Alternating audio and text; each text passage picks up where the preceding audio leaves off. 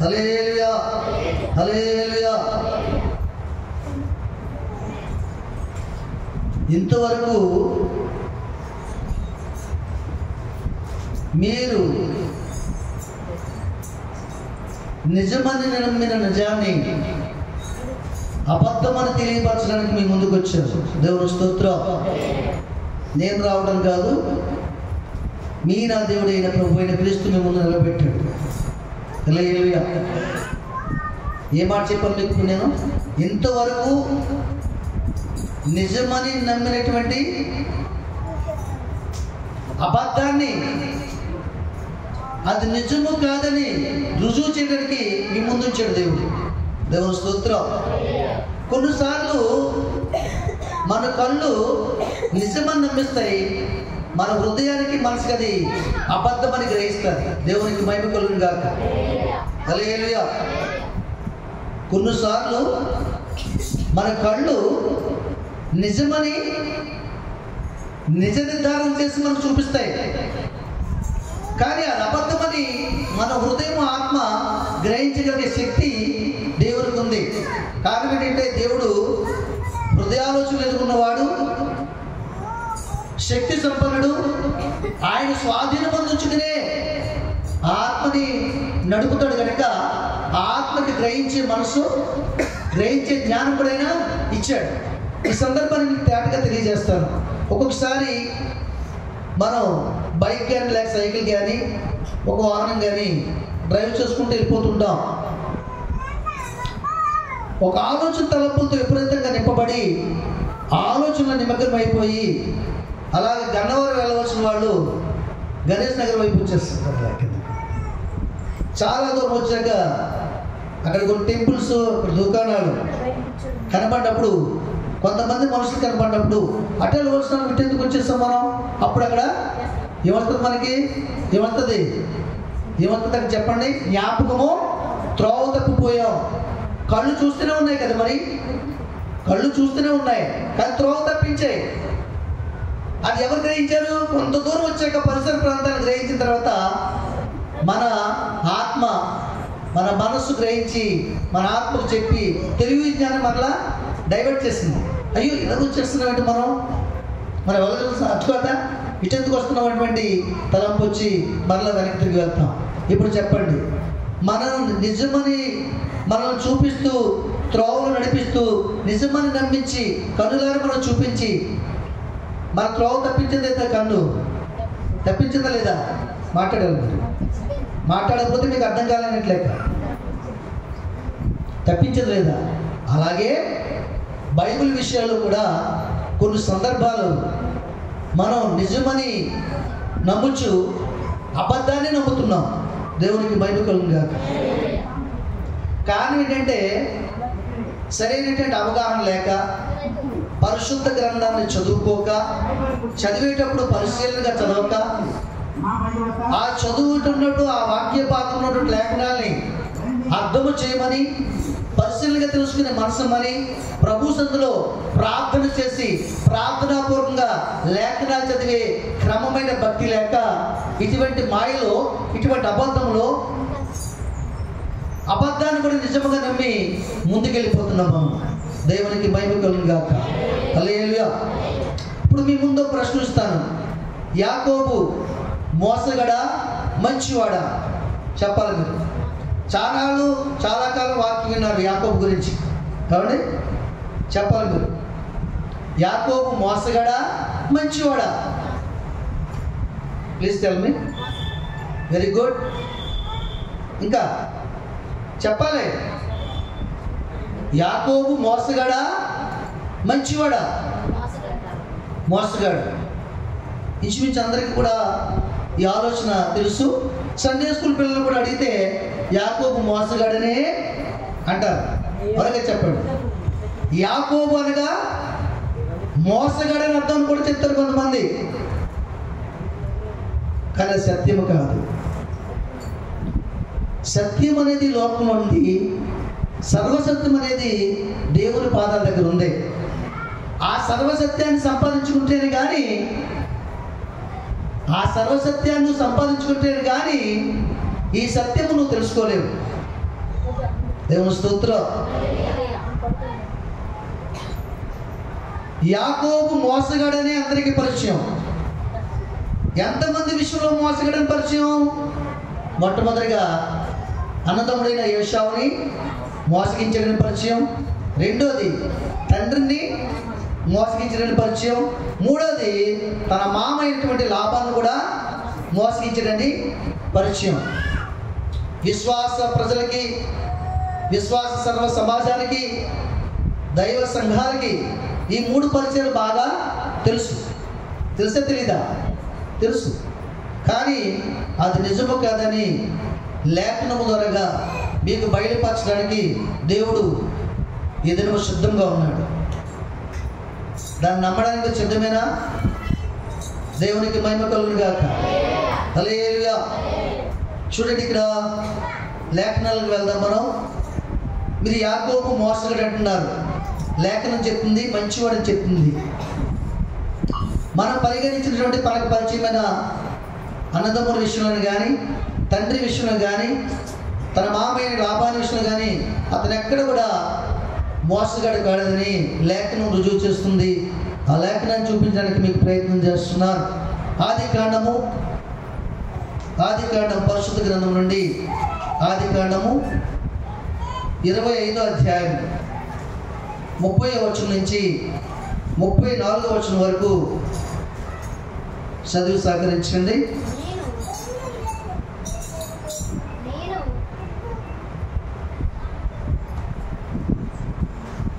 చదవండి. నేను అలసి ఉన్నాను, ఆ ఎర్రగానున్న దానిలో కొంచెము దయచేసి నాకు పెట్టుమని అడిగాను. అందుచేత అతని పేరు ఎదోము. ఉండండి, ఎదోము అన్న దగ్గర ఒకటం కేసు ఉంది. ఏముంది? ఒకటం కేసు ఉంది. అది పుట్టినోట కింద చూస్తే 1లో ఎర్రని అని అర్థం. అతను ఏమడుగుతున్నాడు? ఎర్రగా ఉన్నటువంటి ఆ యొక్క ఆహారాన్ని నాకు కొంచెము దయచేసి పెట్టమని అడుగుతున్నారు. పెట్టే వ్యక్తి ఎవరు? అడిగే వ్యక్తి ఎవరు? దాన్ని సిద్ధపరచుకున్న వ్యక్తి, పెట్టగల సామర్థ్యం కలిగి ఉన్న వ్యక్తి ఎవరంటే ఎవరు? యాకోబు. యాకోబు వంటకం చేసుకుని రెడీ చేసుకున్నాడు. ఇంతలో అడవికెళ్ళి వేటాడి అలసిపోయి ఏసావు యాకోబు దగ్గరికి వచ్చాడు. రాగానే ఆ గుమ్మగుమ్మలాడే వాసన చూసి, ఆ ఎర్రని సౌందర్యమైనటువంటి, ఆ రుచికరమైనటువంటి ఆహారం చూసి తను ఎంతో ఆశపడి, ఇదిగో నేను అలసిపోయాను, ఆహారం నాకు కొంచెం పెట్టు. ఎర్రగా ఉన్నటువంటి, చూసారా వర్ణిస్తున్నాడు, ఎర్రగా ఉన్న దానిలో కొంచెం దయచేసి నాకు పెట్టుమని అడిగాను. అందుచేత అతని పేరు ఎదోము అనబడింది. అందుకు యాకోబు, నీ జ్యేష్ఠత్వము నేడు నాకు ఇమ్మని అడుగగా ఏసావు, నేను సాగుబోచున్నాను కదా, జ్యేష్ఠత్వం నాకు ఎందుకని. యాకోబు, నేడు నాతో ప్రమాణం చేయమను. అతడు యాకోబుతో ప్రమాణం చేసి అతనికి జ్యేష్ఠత్వమును అమ్మివేయగా యాకోబు ఆహారమును చిక్కుడుకాయల వంటకమును ఏసావుకి ఇచ్చును. అతడు తిని తాగి లేచిపోయాను. అట్లు ఏసావు తన జ్యేష్ఠత్వాన్ని తృణీకరించాడు. చూడండి, మీకు మొట్టమొదటి వ్యక్తిని పరిచయం చేస్తున్నాను. అన్నదమ్ముడైన ఏశావుని యాకోబు మోసం చేశాడు అని సర్వ క్రైస్తవ సమాజం నమ్ముతుంది. నమ్ముతుందా లేదా? నమ్ముతుంది. ఈ లేఖన ప్రకారంగా చూసుకున్నట్లయితే ఇక్కడ ఎవరిని మోసగించలేదు. యాకోబు ఏసావును మోసగించలేదు, ఏసావు యాకోబును మోసగించలేదు. వీళ్ళ మధ్య జరిగింది ఏంటంటే ఒక అగ్రిమెంట్ జరిగింది. ఏం జరిగింది? అమ్మోయ్, అగ్రిమెంట్ అంటే తెలుసు మీకు? వేరొకరు పొలం కొనుక్కుంటున్నప్పుడు మనం మన పేరు మీద దాన్ని ఒక అగ్రిమెంట్ చేసుకుని వారి బంధువుల్ని, పిల్లల్ని వాళ్ళ సంతకాలు పెట్టి మన డబ్బు వాళ్ళకి ఇచ్చి కొంతమంది సాక్షులు పెట్టి రిజిస్ట్రేషన్ చేసి మనం సొంతం చేసుకుంటాం. అదొక అగ్రిమెంట్, అవునే కదా? అలాగే యాకోబుకి ఏశావు మధ్య ఏం జరిగిందంటే ఒక ఒడంబిక, ఒక ఒప్పందం, ఒక అగ్రిమెంట్ జరిగింది. ఏంటంటే యాకోబు ఆహారం సిద్ధపరచుకున్నాడు తన కొరకు, ఏశావు ఆకలితో నలిచిపోయి వచ్చాడు, ఆకలి తీసుకోవడానికి అందులో కొంచెం పెట్టమన్నాడు. ఎంతో కష్టపడి వండుకున్న ఆహారాన్ని నేను ఎలాగిస్తాను? నేను ఇవ్వనన్నాడు. అయితే నీకేం కావాలన్నాడు. నాకేం అక్కర్లేదు, నాకంటే నువ్వు ముందు పుట్టావు కనుక నీ జ్యేష్ఠత్వం నాకు ఇచ్చేస్తే నువ్వు అడిగినటువంటి ఆహారం నీకు ఇచ్చేస్తాను. అప్పుడు ఈయనేమన్నాడు, ఓకే ఐ యామ్ రెడీ, ఈ జ్యేష్ఠత్వం నాకు ఎందుకు, ఈ రోజు రేపు చచ్చిపోయేవానికి అంటే ఏమన్నాడు, మరణించే మనుషులకి ఈ జ్యేష్ఠత్వకు ఎందుకు. చాలా మంది ఇలాగే మాట్లాడతారండి. ఏమంటే దేవుడు నమ్ముకోండి, పరలోక రాజ్యం ఉందండి, మోక్షం ఉందండి, రక్షణ ఉందండి, మారు మనసు కలిగి జీవించండి, దేవుడు నమ్ముకోండి, దేవుని రాజ్యంలో మరణమే లేదండి, మరణమే లేదండి, అక్కడ చావు లేదండి, ఇక్కడే మొదటి మరణం, ఆ రెండవ మరణం తప్పించుకోవడం కోసమే నిత్య రాజ్యంలో నిత్య జీవము కలిగి జీవించడానికే ప్రభు అయిన క్రీస్తుని నమ్మాలి, విశ్వసించాలని మాట్లాడుతున్నప్పుడు మాకెందుకండి మంచిగా ఉన్నాం, ఇప్పుడు పోతాం మాకే తెలియదండి, ఉన్నంతకాలం తిని త్రాగి బాగా ఆనందించి చచ్చిపోతే బెటర్ అని ఆలోచనతో వారు గడిపే వారి కైలాసములకు జీవించే వారి లోకంలో లేకపోలేదు. ప్రియులారా, ఇక్కడ ఏం జరిగింది, ఒక అగ్రిమెంట్ జరిగింది, ఒక ఒప్పందం జరిగింది. వెంటనే జ్యేష్ఠత్వ హక్కులు ఇచ్చివేయడానికి ఏశావు ఇష్టపడ్డాడు.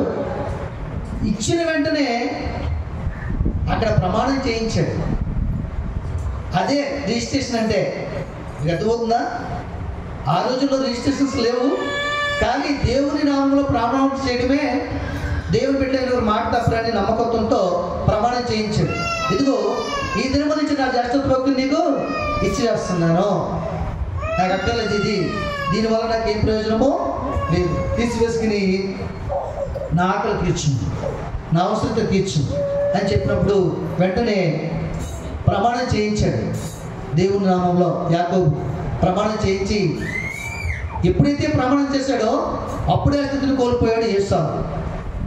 అప్పుడు దాన్ని పొందుకున్నాడు యాకోబు. వెంటనే దాన్ని పొందుకునే తన దగ్గర ఉన్న రుచికరమైన ఆహారాన్ని ఏశావుకి ఇచ్చాడు. అతను తిని త్రాగి మొత్తుడై ఏమైపోయాడు, తన జ్యేష్ఠత్వాన్ని తృణీకరించాడు. ఇప్పుడు చెప్పండి, యాకోబు ఏశావును మోసగించాడా? ఏశావు దగ్గర ఉన్నటువంటి జ్యేష్ఠత్వని కొనుక్కున్నాడా? మాట్లాడానమ్మా. మోసగించి దొంగతనం చేశాడు జ్యేష్ఠత్వని. మాయకరమైన మాటలు చెప్పి ఏమైనా మభ్య పెట్టి తీసుకున్నాడా? తన దగ్గర ఉన్నటువంటి ఆ స్థితిని ఇచ్చేసి తను కోరుకున్నాడు కనుక, అది వద్దనుకున్నాడు కనుక అది ఏం తీసుకున్నాడు. ఎవరు తృణీకరించారు చెప్పండి? ఏశావు తిని త్రాగి అట్లు ఏశావు తన జ్యేష్ఠత్వాన్ని తృణీకరించాడు. నువ్వు చెప్పండి, ఎవరు తృణీకరించారు? ఏశావు తృణీకరించాడు. నాకు వద్దనుకున్నాడు, క్షయమైన ఆహారాన్ని కొనుక్కున్నాడు, అక్షయమైన జీవకిరీటాన్ని విడిచిపెట్టాడు అక్కడ. ఇప్పుడు చెప్పండి, యాకోబు ఏశావును మోసగించాడా? ఏశావు యాకోబును మోసగించాడా? చెప్పాలి మీరు. మిమ్మల్ని ఎవరైనా మోసగిస్తే మాత్రం 12 సార్లు చెప్తారు, 100 సార్లు చెప్తారు. ఒకరిని మీరు మోసగిస్తే ఒక్కరికి కూడా చెప్పరు. అది మానవ నైజం. ఇందులో మీరు చెప్పకపోవడానికి, మౌనంగా ఉండడానికి పెద్ద మరణమేమీ లేదు. ఇప్పుడు వరకు విన్నారు మీరు, వాక్యం విన్నారా లేదా?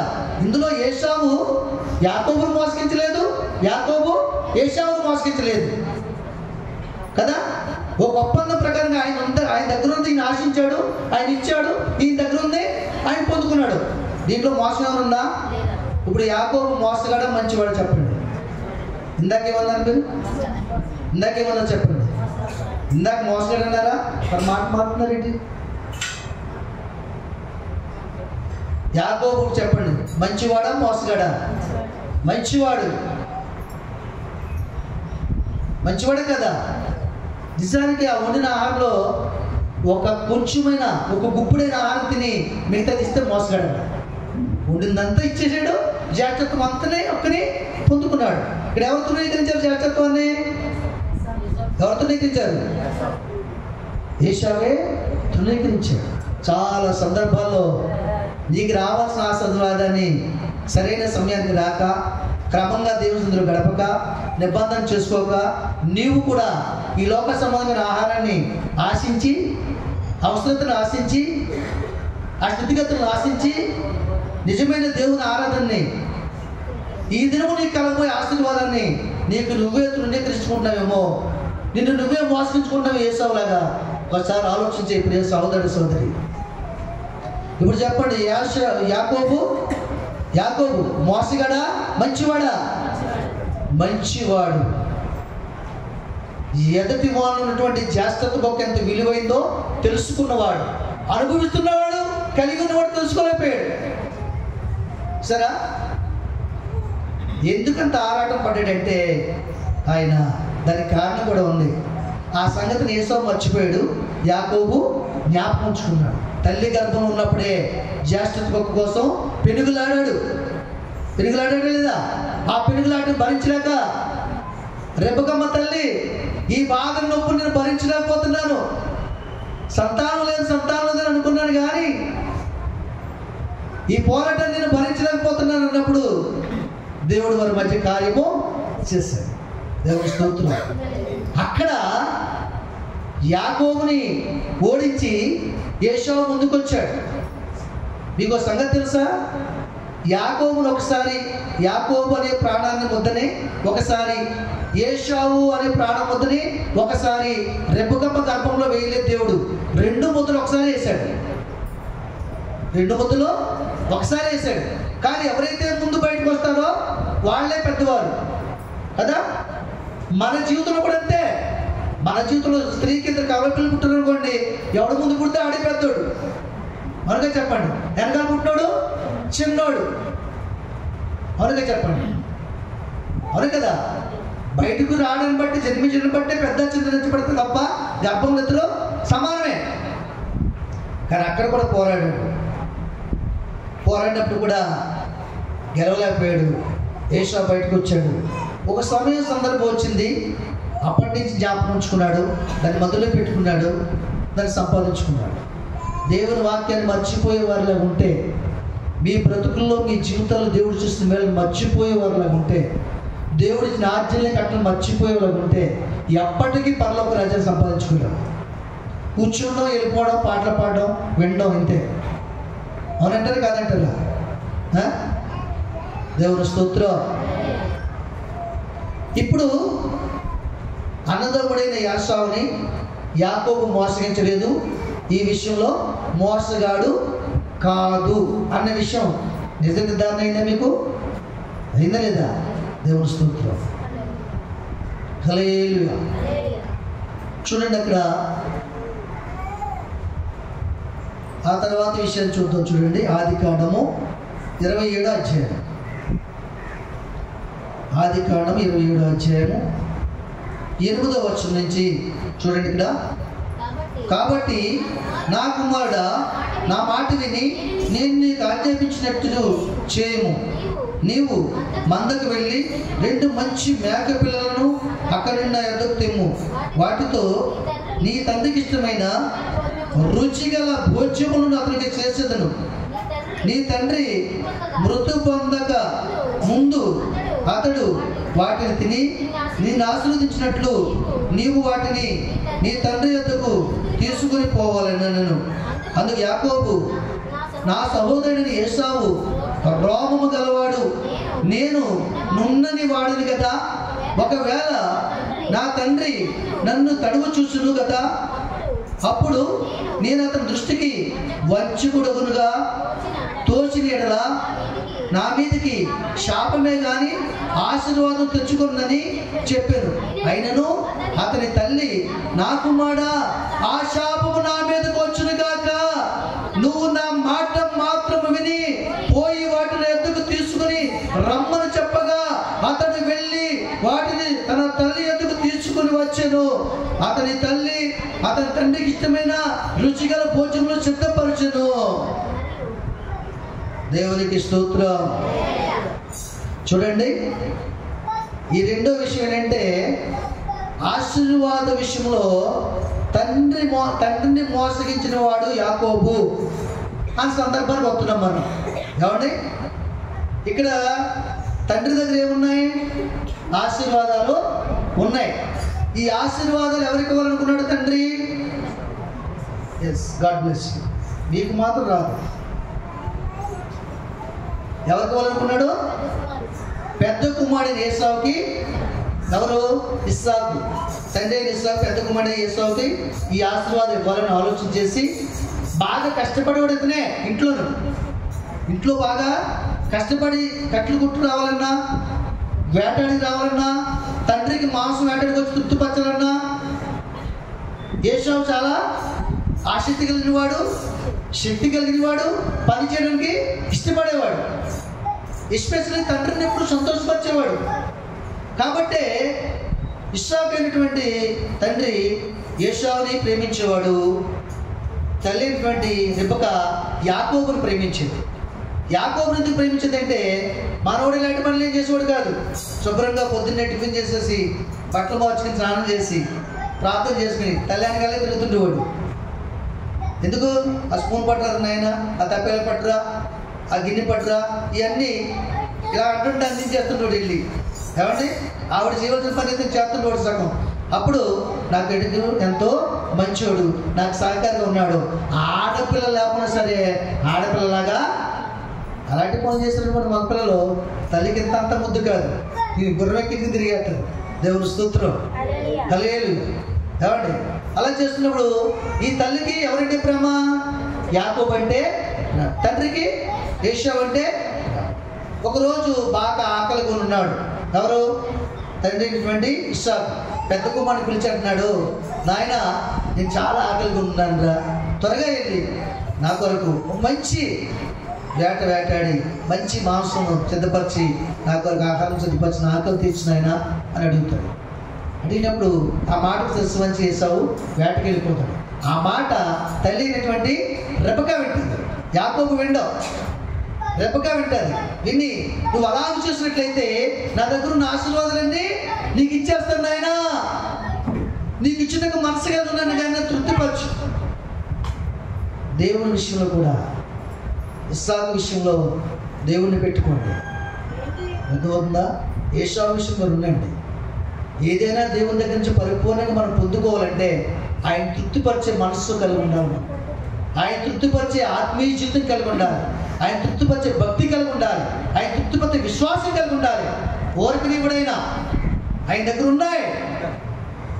ఉన్నాయి కాబట్టి చెప్తున్నాడు పెద్ద కుమారుడికి. వెంటనే ఆ మాటని పరుగున వెళ్ళిపోయాడు.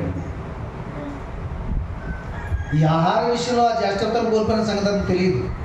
కొన్నిసార్లు తిండి మనకి మధుపరుగు కలిగజేస్తుంది, సోమర్తనాన్ని కలిగజేస్తుంది. మీకు అర్థమవుతుందా? లోక సంబంధమైన ఈవులన్నీ పెట్టుకుని వాక్యాన్ని మర్చిపోతాం. ఈ వారం చెప్పింది శుక్రవారం అడిగితే చెప్పలేము. కారణం ఏంటి? మత్తుతో నిండిపోయిన మన హృదయాలు, మందమారిపోయిన మన మనసులు. ఆసక్తి విషయంలో మాంజులైపోయినప్పుడు అలాంటి వృద్ధనం వస్తుంది. ఆత్మసాక్షి వాక్యాన్ని జ్ఞాపకం చేయలేదు. ఇక దేవుని స్తోత్రం. ప్రియులారా, ఆ మాట ఎవరున్నారు? తల్లి అయిన రెబెకా విందండి. రెబెకా విని యాకోబు, నాయన అర్జెంటుగా రారా, నువ్వు ఏంటమ్మా అన్నాడు. నువ్వు అర్జెంటుగా పెరట్లోకి వెళ్ళి, మనకి దొడ్డులోకి వెళ్ళి మంచి మేక పిల్లని, మంచి గొర్రె పిల్లని, చక్కనైనటువంటి తులసూరు పిల్లల్ని కొన్ని నాట్లు వధించి వాటిని శుభ్రంగా బాగు చేసి వాటి మాంసం తీసుకురావు. ఎందుకమ్మా అంటే నీకంటే ముందు ఏసావుకి ఇచ్చేమో మీ డాడీ మాంసం తెమ్మన్నాడు. నువ్వు తీసుకొస్తే అతను ఏ ఆహారం తింటాడో నాకు తెలుసు. భర్త రుచులు భార్య తింటే తెలియవా? భార్య ఆశలు భర్త తెలియకపోవచ్చేమో కానీ భర్త రుచులు మాత్రం భార్యకి తెలుస్తాయండి. తెలివమ్మా. అలాగే అతనికి ఏమి ఇష్టమో ఆ భోజనాన్ని సిద్ధపరుస్తాడు. నువ్వు వెళ్ళి మాత్రం ఈ పని చేయి అని చెప్తాను. అమ్మా, ఇది మనకి న్యాయం కాదేమో. అనేక రోమాలు ఉంటాయి. నేను వాడిని, నాకు ఏ రోమాలు లేవు. ఒకవేళ తండ్రి చూస్తే నేను ఆయన వంచన చేస్తున్నట్టు అనుకుని వంచన చేస్తే శాపం నా మీదకి వస్తుందేమో, ఆశీర్వాదానికి బదులు శాపగ్రస్తుని చేస్తానేమో దేవుడు. ఇది నాకు తగదమ్మా అంటాడు. అప్పుడు ఆమె ఏమంటుంది? ఆ శాపము నా మీదకి వచ్చింది కాక. చాలా మంది విశ్వాసాలు ఎలా ఉన్నారండి?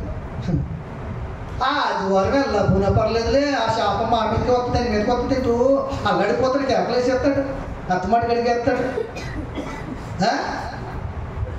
ఎవడైనా ఆచరణ ప్రకారం బ్రతుకుతాడండి, ఆయనే బతికేస్తున్నాడా అని ఎదురు ప్రశ్నలు వేసుకుని ఆ శాపం మా మీదకి వస్తుందిలే, ఆ రోగం మా మీదకి వస్తుందిలే, ఆ నరకం మా మీదకి వస్తుందిలే అలా అనుకోవడానికి వీల్లేదు.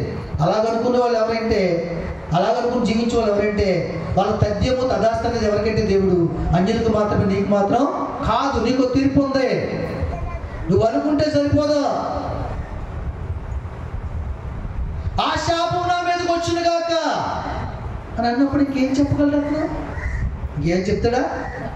నువ్వు దైవజన్ అన్నాను అనుకో, అమ్మ ఆరాధన రాకపోతే శాపమమ్మా, ఉపవాసం రాకపోతే శాపమమ్మా, తప్పమ్మా, తప్పుడు పనులు చేయకూడదమ్మా, శాపాన్ని పొందించుకోకుండా అమ్మా, ఎందుకమ్మా రోగాలు పొలవుతారని చెప్పు అనుకోండి, ఎలా ఉంటుంది? మాకు తెలుసునండి, ఆ శాప రోగాన్ని మేము భరిస్తాం, మరి హాస్పిటల్కి వెళ్ళి మేము ఎంతైనా ఖర్చు పెడతాం, మీకెందుకో అన్నారు అనుకోండి. అప్పుడు ఆయన అంటాడు, రెండు దాన్ని పెట్టి నీ ఇష్టం అమ్మ అంటాడు. అలాగే చెప్తాడు. అలాగే తల్లికి కుమారుడు చెప్తున్నాడు తప్పని, అది న్యాయం కాదని చెప్తున్నాడు. ఆమె దృష్టికి న్యాయం ఎందుకు కనపడదంటే ఆమె యాకోబుని పోగా ప్రేమిస్తుంది. ఈ సంగతి యాకోబు జీవితంలో కూడా ఎదురవుతుంది దగ్గర. ఏది? ప్రేమిస్తే ఎంత తప్పైనంత నేరమైనా రైట్ లైన్ కనపడుతుంది, ఎంత దూరం దగ్గరికైనా కనపడుతుంది. నేను వైజాగ్ నుంచి ప్రతి వారం ఆదివారం ఇక్కడికి వచ్చేవాళ్ళని సందికి పిల్లలు చిన్నప్పుడు తీసుకుని 12 ఏళ్ళు తిరిగాం. అది మాకు దగ్గరగా కనపడుతుంది. కారణం ప్రేమ, దేవుడు ప్రేమించే మనసు. బండాలకి ఇక్కడ చాలా దూరం కనపడుతుంది చాలా మంది, కోన్లీ కూడా చాలా దూరం కనపడుతుంది, శుక్రవారం రాలేకపోతారు చాలా మంది. నేను ఎవరి పేరు ఎత్తను, మీ పేర్లన్నీ అక్కడ ఉంటాయి, నా పేరు కూడా అక్కడ ఉంటుంది. మీరు వచ్చే ప్రతి ఆర్థం లిస్ట్ వేస్తారు, 10 పథకం వెళ్తుంటే ప్రతిరోజు మాత్రం ఎత్తలేరు. సార్ గారు ఉన్నారా? వేస్తారు కదా. ఏ రోజు వెళ్ళకపోతే ఆ రోజే ఇంటూ వెళ్తే రైట్. అలాగే అక్కడ మనకు కూడా అర్థమవుతుందా? ఆ రైట్లు ఇంటులు వేసుకుని ఏ రోజు కూడా ఇంటూ కలగకుండా 18 సంవత్సరాలు దయ్యము చేత నడుము బలహీనపరచు దయ్యమాములు నివాసం చేసినప్పుడు ఆ 18 ఏళ్ళ తర్వాత ఆ మొదటి వారంలో ప్రభు సందర్భుడు కనబడినప్పుడు యేసు ప్రభు అనే సాక్షాత్ మందిరానికి వెళ్ళి బలహీనపరిచే దయ్యమును లేచి నిలబడు, నా ఎత్తుకు రమ్మ, నీ బలహీనత నువ్వు తొలగించబడుతుంది. చెప్పబడి దేవుడు నీలో ఉన్న బలహీనత ఏంటో, నీకు ఆటంకపరిచేది ఏంటో, నిన్ను ఇబ్బంది పెట్టేది ఏంటో దేవుడు దానికి ఒక రోజు ఒక నియమం పెడతాడు. ఆ రోజు నేను తీసేయాలని. ఆ రోజు కనుక నువ్వు లేకపోతే జీవితకాలం అంతా నీళ్ళుంటి భాషము ఉంటుంది. ఆ రోజు ఎప్పుడో తెలియదు కనుక ఆయన నియమించిన తిరుమలలో క్రమముగా నువ్వు కొనసాగినప్పుడు అది నీ యొద్ద నుంచి తీసివేయబడతాడు. దేవుని స్తోత్రం, హల్లెలూయా. ఆ శాపం నా మీదకి వచ్చింది కాక అన్నప్పుడు అయితే నీ ఇష్టం అని చెప్పి వెళ్ళి పెరట్లోకి వెళ్ళి మంచి మేక పిల్లలు సిద్ధపరచుకు తొలగిస్తాడు. మంచి రుచికరమైన భోజన పదార్థములు అక్కడ సిద్ధపరుస్తుంది. సిద్ధపరిచిన తర్వాత మా డ్రెస్ కావాలి కదా వాడికి. తండ్రి అయినటువంటి ఇస్సాకు ఏశావు మంచి డ్రెస్ కొన్నాడు. ఏ తండ్రి అయినా సరే పెద్ద కుమారుడిని ప్రేమిస్తాడు. ఇంకా దోతుందండి. కారణం ఏంటంటే మొదట ఆయన క్రియలు అడిగి వాడి చేత తృప్తిపరచబడతాడు కనుక. తర్వాత రెండో కుమారుడిని ఒకరు తల్లి ప్రేమిస్తే ఒకరు తండ్రి ప్రేమిస్తారు. ఆ రోజు నుంచి ఈ రోజు వరకు జరుగుతూనే ఉంటుంది. ఉండదా? నాలో ఉన్న సత్యం చెప్తే ప్రతి ఒక్కరు ఒప్పుకోవచ్చు ఈ మాటనే. ఇప్పుడు మా కృపకు ఎంతమంది పిల్లలు? 3 పిల్లలు, 2 ఆడపిల్లలు, 1 అబ్బాయి. అవునగా చెప్పండి. కానీ కృపకి ఎవరంటే ఇష్టం చెప్పండి మీరు, నేను చెప్తాను. ఎవరంటే ఇష్టం? మరి కుమారుడు పేరు ఏం పేరు?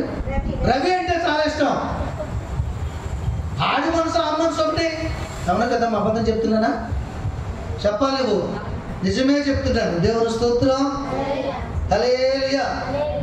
మరి వెంకటరావు గారు అంటే ఇష్టం నాకు తెలుసు. తన గర్భాన్ని పుట్టినటువంటి చింతలు అంటే ఇష్టం. రెండోది జ్యోతమ్మ కూతురు అంటే మరీ ఇష్టం. దేవుని స్తోత్రం. ఎలా గమనించగలను వాళ్ళ మీద చూపించే ప్రేమను బట్టి, వారి కొరకు వాళ్ళు మాట్లాడే మాటలు బట్టి, వాళ్ళ ఉద్దేశం బట్టి మనం గమనించగలం. దేవుని స్తోత్రం. వెంటనే రుచికరమైన భోజన పదార్థములు సిద్ధపరిచింది. చక్కగా సిద్ధపరిచి మరి మంచి డ్రెస్, ఏసావు కొరకు కుట్టించిన డ్రెస్ తీసి చేతుల దాకా మొత్తం ఇక్కడ వరకు వేసి డ్రెస్ వేసింది, అంగి వేసింది. ఎవరికి? యాకోబుకి. ఆ మంచి రుచికరమైన భోజన పదార్థం చేతికి ఇచ్చి, ఇప్పుడు వెళ్ళి నీ జాగ్రత్తకు తగినటువంటి ఆశీర్వాదాలన్నీ పొందుకోనైనా అని పంపించింది. అమ్మా, ముందు చెప్పారు కదా, అన్నయ్య రోమములు గలవాడు, నేను ఎక్కడ చూసినా 100% కలిగినటువంటి వాడు అంటే, అప్పుడు ఆ చిత్తపరిచినటువంటి ఆ మేక పిల్లల చర్మం తీసి చేతులకి మెడ దగ్గర వేసి, అవి ఎట్టుకుల్లాగా, మిగతాదంతా ఏంటి? డ్రెస్.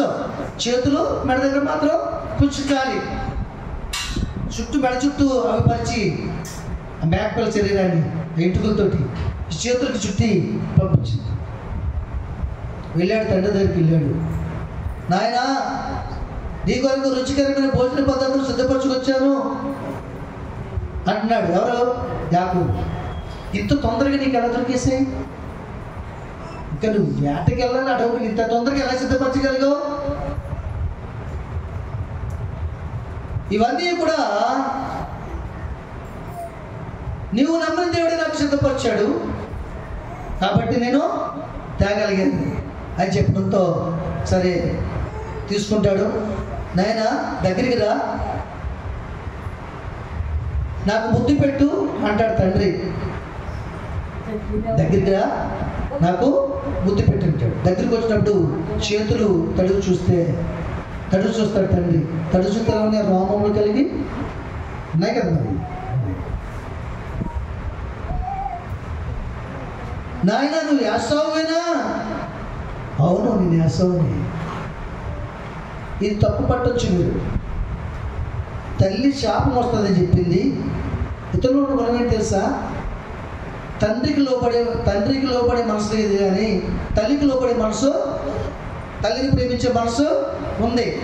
తల్లి మాట, నా మాట మాత్రం విని పని చేయ, నువ్వు ఆ శాపం నేను తీసుకుంటాను, నా కోరిక నెరవేర్చవా, నా జీవితంలో ఇదే, నువ్వు నాకు తీర్చవలసిన కోరిక, తృప్తిపరచవలసిన సమయం అని అడిగినప్పుడు తల్లికి న్యాయం చేయలేదా? తల్లికి న్యాయం చేయడానికి తండ్రి దగ్గరికి వచ్చి నేనే యాషావునని చెప్పాడు. ఇంకా సత్యంలోకి వెళ్ళమనుకో, మనం యాషావునని చెప్పిన జాగ్రత్త సంపాదించుకోండి కనుక యాకోబు అని చెప్పకపోయినా ఆశీర్వాదం అక్కడే చెప్పబడి నిర్మాణపరచండి. అవును కదా? అవునుగా చెప్పండి.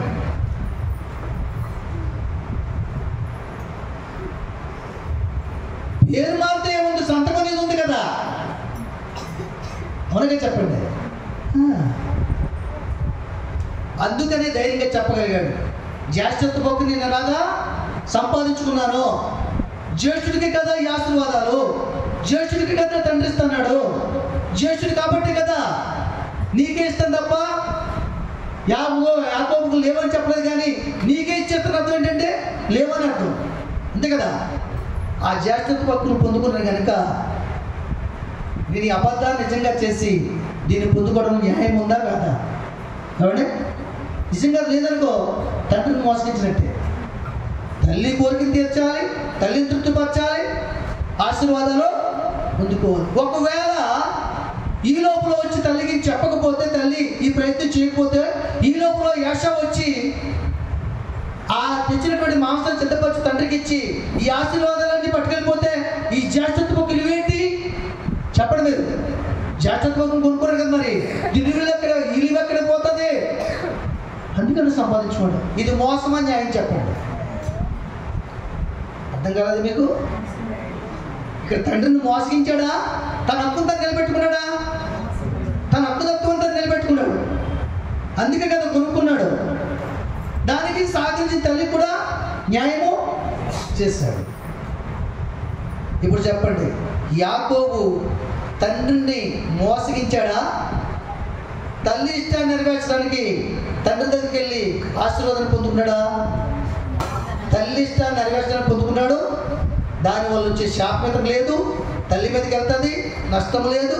అంతేకాకుండా ముందుగానే జ్యేష్ఠత్వాన్ని పొందుకున్నాడు. ఆ సంగతి తండ్రి అయినా ఇస్సాకు తెలియదు. వీళ్ళిద్దరి మధ్య ఉంది ఆర్గ్యుమెంట్, ఈ అగ్రిమెంట్. అవునుగా చెప్పండి. ఒకవేళ నిజంగా తర్వాత ఏశావు ఆహారం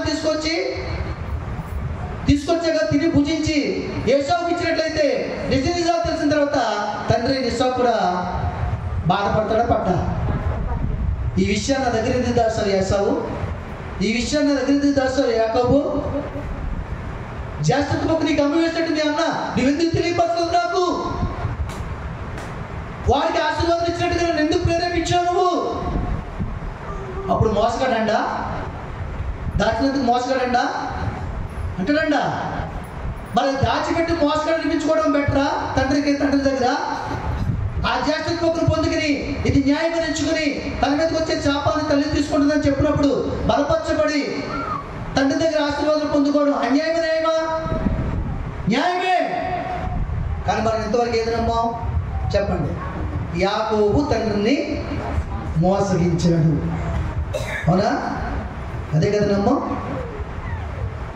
ఇప్పుడు చెప్పండి, మన కన్నులకు నిజముగా కనిపించేది మన ఆత్మ అబద్ధమని గ్రహించగలిగి దాన్ని నిజముగా మార్చగలదు. దేవుని స్తోత్రం, హల్లెలూయా. కనుక దేవుని ప్రియమైన సంగమా, ఏది నిజమో ఏది అబద్ధమో గ్రహించే ఇంద్రియ జ్ఞానము గల ఆత్మను మన దేవుడిని ప్రార్థన చేసుకోండి. ప్రార్థన చేయాలి. ఎవరు బోధపడితే అలా బోధ నేయడం, ఆ బోధ సరస్వతులు జోకులు ఏవేవో చెప్పుకెళ్ళిపోతుంటే ఆహా ఓహోరికి పళ్ళు బయట చూడటం, ఇది సరైన విశ్వాసము. ఒక దైవజనుడు నీతో మాట్లాడుతున్నప్పుడు ఏది సత్యమో ఏది అసత్యమో ఏది దుర్బోధో ఏది సత్య సంబంధమైన బోధో తెలుసుకునే ఆత్మ నువ్వు కలిగి ఉండాలి. అలా నువ్వు కలిగి ఉండాలంటే వాక్య సహవాసానికి ఉండాలి. ఎప్పుడు వాక్యం చదవాలి, పరిశీలన చేయాలి, వాక్యాన్ని వింటుండాలి, విశ్వాసంలో బలపడాలి, ప్రార్థన జీవితం కలిగి. అలాంటి విశ్వాస పరిమాణం లేకపోతే ఎక్కడేసిన గొంగలే అక్కడే. అమ్మా, ఎక్కడేసిన గొంగలే. ఇప్పుడు మన మందిరం ఓపెన్ అయ్యి ఎన్ని రోజులు అవుతుంది చెప్పండి మీరు? మే 27 ప్లస్ జూన్ అయిపోయింది, జూలై 7 అంటే ఎన్ని రోజులు అయింది? కరెక్ట్గా నెల అయింది. 27 అదొక 3 నెల 10 రోజులు అయింది. అవునా? ఇప్పుడు మనకు కూడా ఎక్కడేసిన గంట అక్కడే ఉంది. ఏ నేల మీద కూర్చున్నాం మొదటి రోజు? ఆ నేల మీదే కూర్చున్నాం. దేవుని స్తోత్రం. అవునగా చెప్పండి. అది మనలో నువ్వు అభివృద్ధి చేసే మనసుతో ఏం చేస్తాం? దీన్ని మారుస్తాం. అవునగా చెప్పండి. మనసుకు శాపం పోతే దీని రూపం మారిపోతుంది. దేవుని స్తోత్రం. హల్లెలూయా. అలా ఉండడానికి వీల్లేదు. మనం అభివృద్ధి చెందాలి, ఆత్మీయ జీవితంలో అభివృద్ధి చెందాలి. చూడండి, నా ఆశను దేవుడు తీరుస్తున్నాడు. వెనక్కి చూడండి ఒకసారి.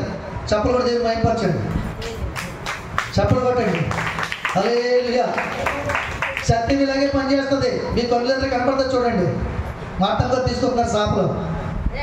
సత్యము ఇలాగే కనపడుతుంది మీకు. మరొకసారి పిల్లలు చప్పలు కొట్టండి, మరొకసారి పిల్లలు చప్పలు కొట్టండి. చప్పట్లో దేవునికి మహిమ కలుగుగాక. హల్లెలూయా. అంతా నా మేలుకే, ఆరాధన యేసుకే, అంతా నా మంచికై, తన చిత్తమునకు తల వంచితే, తన చిత్తమునకు తల వంచితే, ఆరాధన ఆపను, స్తుతించుట మానను, నీ ఆరాధన ఆపను, స్తుతించుట మానను, నీ ఆరాధన ఆపను, స్తుతించుట మానను. స్తోత్రం. ఎల్లప్పుడూ యెహోవాను కనుగొనుటే